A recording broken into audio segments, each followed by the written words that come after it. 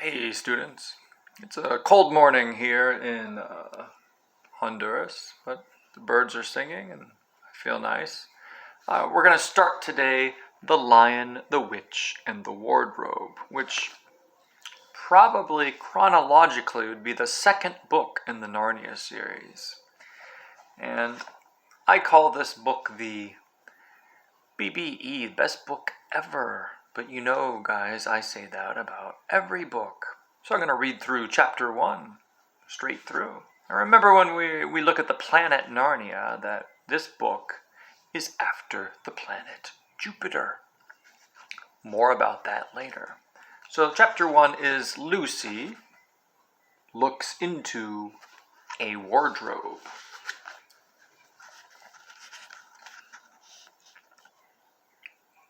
Once there were 4 children whose names were Peter, Susan, Edmund, and Lucy. And this story is about something that happened to them when they were sent away from London during the war because of the air raids. So the Germans are dropping bombs over the UK. They were sent to the old house of an old professor who lived in the heart of the country, 10 miles from the nearest railway station and 2 miles from the nearest post office.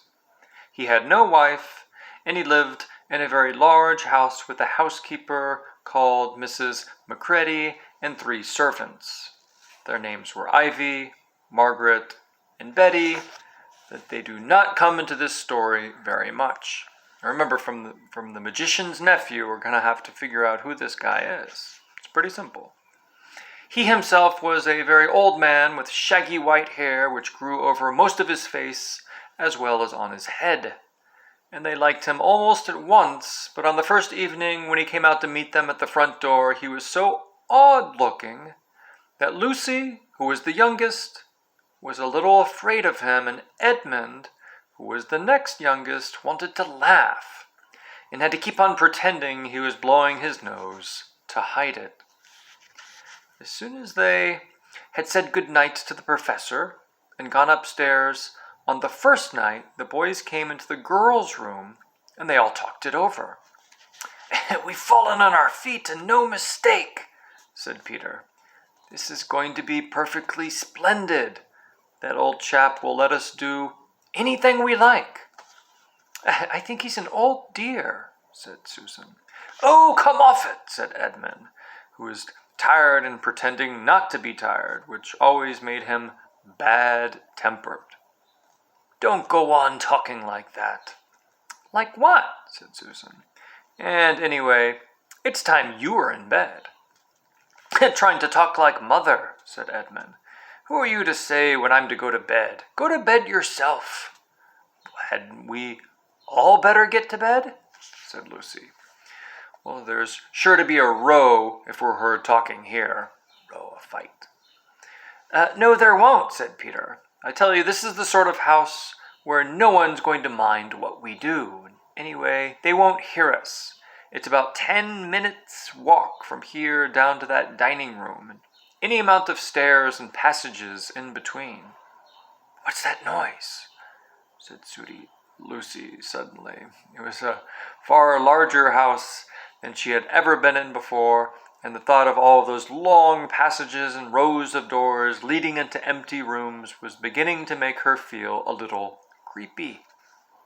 "It's only a bird, silly," said Edmund. "It's an owl," said Peter. "This is going to be a wonderful place for birds. I shall go to bed now. I say let's go and explore tomorrow. You might find anything in a place like this. Did you see those mountains as we came along? And the woods? There might be eagles. There might be stags. There will be hawks. Badgers," said Lucy. "Foxes," said Edmund. "Rabbits," said Susan. But when next morning came, there was a steady rain falling, so thick that when you looked out of the window you could see neither the mountains nor the woods nor even the stream in the garden. They were used to say, "A beautiful day in Scotland." "Of course it would be raining," said Edmund.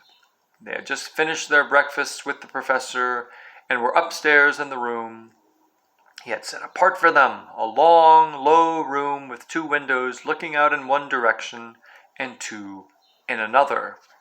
"Do stop grumbling, Ed," said Susan. 10 to 1, it'll clear up in an hour or so. And in the meantime, we're pretty well off. There's a wireless and lots of books." Not for me," said Peter. "I'm going to explore the house." Everyone agreed to this, and that was how the adventures began. It was the sort of house that you never seemed to come to the end of, and it was full of unexpected places. The first few doors they tried led only into spare bedrooms, as everyone had expected that they would. But soon they came to a very large room full of pictures, and there they found a suit of armor. And after that was a room all hung with green, with a harp in one corner, and then came 3 steps down and 5 steps up, and then a kind of little upstairs hall and a door that led onto a balcony, and then the whole series of rooms that led into each other and were lined with books. Most of them were very old books, and some bigger than a Bible in a church. And shortly after that, they looked into a room that was quite empty except for one big wardrobe, the sort that has a looking glass in the door. And there was nothing else in the room at all except a dead blue bottle on a windowsill. "Nothing there," said Peter, and they all trooped out again, all except Lucy. She stayed behind because she thought it would be worthwhile trying the door of the wardrobe. Even though she felt almost sure that it would be locked, to her surprise it opened quite easily, and 2 mothballs dropped out. Looking into the inside, she saw several coats hanging up, mostly long fur coats. There was nothing Lucy liked so much as the smell and feel of fur.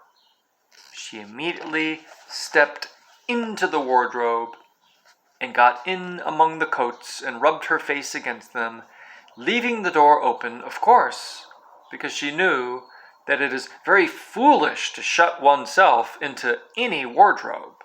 Soon she went further in and found that there was a second row of coats hanging up behind the first one. It was almost quite dark in there, and she kept her arms stretched out in front of her so as not to bump her face into the back of the wardrobe. She took a step further in, then 2 or 3 steps, always expecting to feel woodwork against the tips of her fingers. But she could not feel it.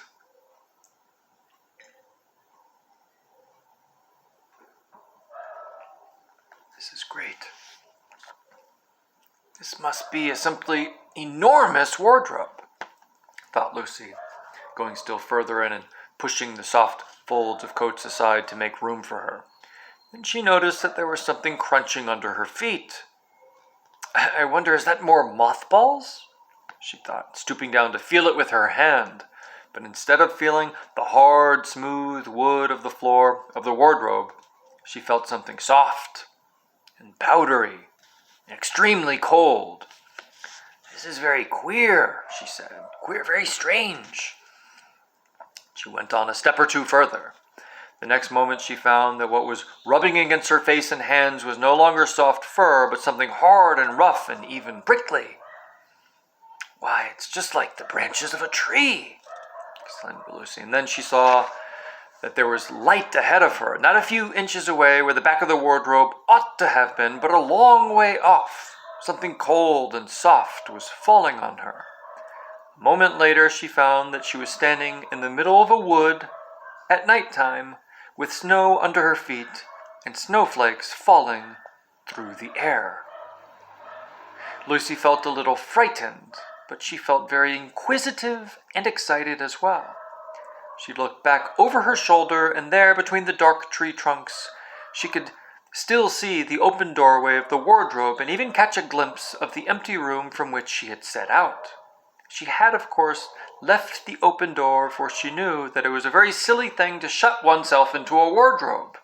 It seemed to be still daylight there. I can always get back if anything goes wrong, thought Lucy. She began to walk forward. Crunch, crunch, over the snow, and through the wood toward the other light. In about 10 minutes she reached it and found it was a lamp post. Now guys, try to think back to the magician's nephew. And as she stood looking at it, wondering why there was a lamp post in the middle of a wood and wondering what to do next, she heard a pitter-patter of feet coming toward her. And soon after that, a very strange person stepped out from among the trees into the light of the lamp post. He was only a little taller than Lucy herself, and he carried over his head an umbrella, white with snow. From the waist upward, he was like a man, but his legs were shaped like a goat's. The hair on them was glossy black, and instead of feet, he had goat's hoofs. He also had a tail, but Lucy did not notice this at first because it was neatly caught up over the arm that held the umbrella so as to keep it from trailing in the snow. He had a red woolen muffler around his neck, and his skin was rather reddish too.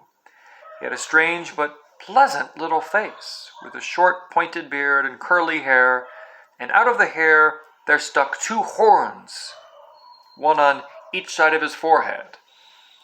In one of his hands, as I have said, held an umbrella. In the other arm he carried several brown paper parcels.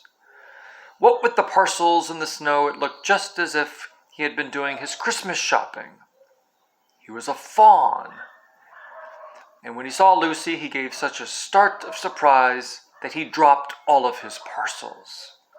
"Goodness gracious me!" exclaimed the faun. And that is the end of chapter 1. Wonderful.